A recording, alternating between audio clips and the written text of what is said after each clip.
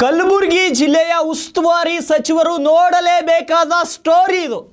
ಈ ಶಾಲೆಯ ದುಸ್ಥಿತಿಯನ್ನು ನೋಡಿದರೆ ಎಂಥವರ ಎದೆ ಕೂಡ ಝಲ್ಲನ್ನಂತೆ. ಸಂಪೂರ್ಣವಾಗಿ ಶಿಥಿಲಗೊಂಡಿರುವಂತಹ ಸರ್ಕಾರಿ ಪ್ರಾಥಮಿಕ ಶಾಲೆ ಇದು. ಕಲಬುರಗಿ ಜಿಲ್ಲೆ ಅಫ್ಜಲ್ಪುರ್ ತಾಲೂಕಿನ ಜೇವರ್ಗಿ ಬಿ ಗ್ರಾಮದಲ್ಲಿರುವಂತಹ ಶಾಲೆಯಲ್ಲಿ 6 ಕೋಣೆಗಳ ಪೈಕಿ ಬಹುತೇಕ ಕೋಣೆಗಳು ಶಿಥಿಲಾವಸ್ಥೆಗೆ ತಲುಪಿವೆ. 1ನೇ ತರಗತಿಯಿಂದ 7ನೇ ತರಗತಿವರೆಗೆ 182 ಮಕ್ಕಳು ಅಲ್ಲಿ ವಿದ್ಯಾಭ್ಯಾಸವನ್ನು ಮಾಡ್ತಾರೆ. ಈ ಕಿತ್ತು ಹೋದ ಮೇಲ್ಛಾವಣಿಯಲ್ಲಿ ಕಬ್ಬಿಣದ ರಾಡುಗಳು ಮುರಿದು ತಲೆಯ ಮೇಲೆ ಬೀಳುವಂತಾಗಿದೆ.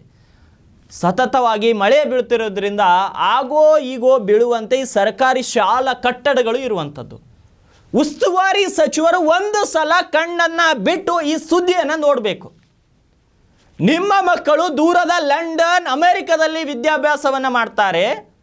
ಸರ್ಕಾರಿ ಶಾಲೆಯ ಮಕ್ಕಳ ಪರಿಸ್ಥಿತಿಯು ಕೂಡ ಒಂದು ಸಲ ನೀವು ಯೋಚನೆ ಮಾಡಬೇಕು. ಭಾಷಣ ಮಾಡುವಂಥ ಸಂದರ್ಭದಲ್ಲಿ ಇಡೀ ರಾಜ್ಯವೇ ನನ್ನ ಕುಟುಂಬ ಅಂತ ಹೇಳುವ ನೀವು ಸರ್ಕಾರಿ ಶಾಲಾ ಮಕ್ಕಳಿಗೆ ಈ ಪರಿಸ್ಥಿತಿ ಎದುರಾದಾಗ ಯಾಕೆ ಇದರ ಬಗ್ಗೆ ನಿಮಗೆ ಕಾಳಜಿ ಇಲ್ಲ? ಒಂದು ಸಲ 182 ಮಕ್ಕಳ ವಿದ್ಯಾಭ್ಯಾಸದ ಮೇಲೆ ಈ ಒಂದು ಕೊಠಡಿಗಳು ಎಷ್ಟೊಂದು ಪರಿಣಾಮ ಬೀರುತ್ತಿವೆ ಅನ್ನೋದನ್ನು ಯೋಚನೆ ಮಾಡಬೇಕು.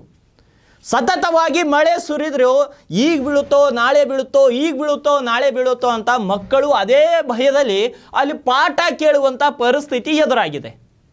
ಈಗಲಾದರೂ ಶಿಕ್ಷಣ ಇಲಾಖೆಯ ಸಚಿವರು, ಜಿಲ್ಲಾ ಉಸ್ತುವಾರಿ ಸಚಿವರು, ಆ ಕ್ಷೇತ್ರಕ್ಕೆ ಸಂಬಂಧಪಟ್ಟ ಶಾಸಕರು 3 ಜನ ಏನು ಮಾಡ್ತಾ ಇದ್ದಾರೆ?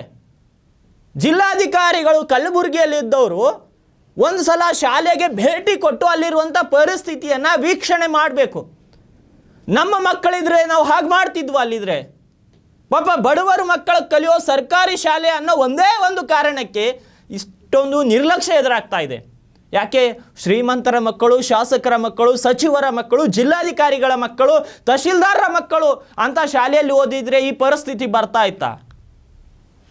ಒಂದು ಸಲ ಉಸ್ತುವಾರಿ ಸಚಿವರು ಆ ಒಂದು ಶಾಲೆಗೆ ಭೇಟಿ ನೀಡಿ ಮಕ್ಕಳ ಒಂದು ಪರಿಸ್ಥಿತಿಯ ಬಗ್ಗೆ ಏನಾಗ್ತಾ ಇದೆ, ಆ ಮಕ್ಕಳಿಗೆ ಏನು ಭಯದಲ್ಲಿದ್ದಾರಾ, ಏನು ವ್ಯವಸ್ಥೆ ಮಾಡಬೇಕು ಒಂದು ಸಲ ನೋಡಬೇಕು ಉಸ್ತುವಾರಿ ಸಚಿವರು.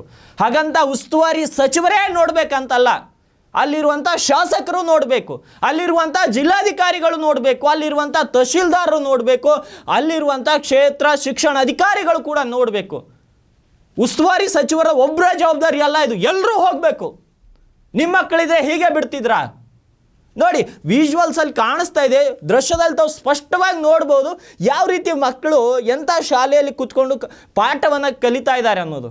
ಇಂಥ ದುಸ್ಥಿತಿ ರಾಜ್ಯದ ಶಾಲೆಗಳಿಗೆ ಬರಬಾರ್ದು. ವಿಶೇಷವಾಗಿ ಕನ್ನಡ ಶಾಲೆಗಳನ್ನು ಉಳಿಸುವ ನಿಟ್ಟಿನಲ್ಲಿ ಸರ್ಕಾರ ಕೆಲಸ ಮಾಡಬೇಕು. ಆದರೆ ಕನ್ನಡ ಶಾಲೆಗಳು ಎಷ್ಟೊಂದು ಹದಗೆಟ್ಟು ಹೋಗ್ತಾ ಇದೆ ಅನ್ನೋದು ಇವತ್ತು ಒಂದೊಂದು ಕಡೆಯಿಂದ ಒಂದೊಂದು ಪ್ರಕರಣಗಳು ಬಯಲಿಗೆ ಬಂದಾಗ ಮಾತ್ರ ಗೊತ್ತಾಗ್ತಾ ಇದೆ. ಸರ್ಕಾರ ಮಾಧ್ಯಮದವರು ಸುದ್ದಿ ಮಾಡ್ತಾರೆ, ಆಮೇಲೆ ನಾವು ನೋಡಬೇಕು ಅಂತ ಅಲ್ಲ. ಮೊದಲು ಸರ್ಕಾರಿ ಶಾಲೆಯ ಸುಧಾರಣೆ ಕಡೆ ಗಮನ ಕೊಡಬೇಕು. ನೀವು ಯಾವುದರಲ್ಲೂ ರಿಸರ್ವೇಷನ್ ಕೊಡೋ ಬದಲು ನಮಗೆ ಒಳ್ಳೆಯ ಶಿಕ್ಷಣ ಕೊಡಿ ಸಾಕು.